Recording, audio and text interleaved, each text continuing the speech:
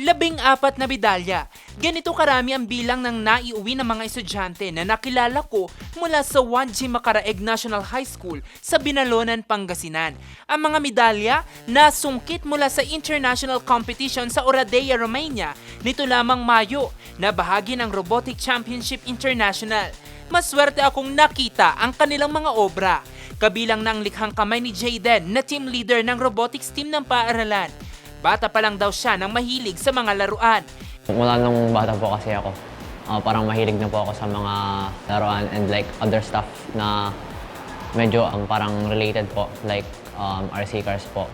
Tapos, syempre po, gusto ko rin po parang sumali sa mga ibang activities. Ang interes sa mga laruan, naging paraan niya para pasukin ang mundo ng robotics. Kailangan na lang po namin gawin is i-modify and i-enhance po yung code.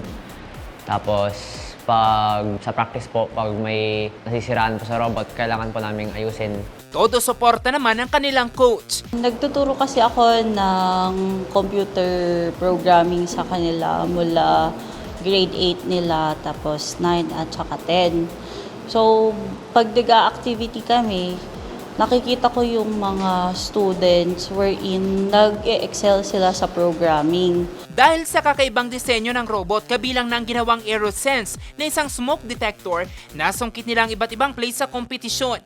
Proud naman ang paaralan sa kanilang achievement. Malayo yung mga robots nila sa atin.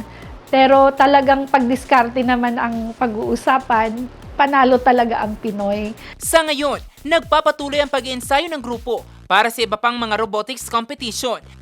Habang pinapaganda na rin ang robotics laboratory sa kanilang paaralan.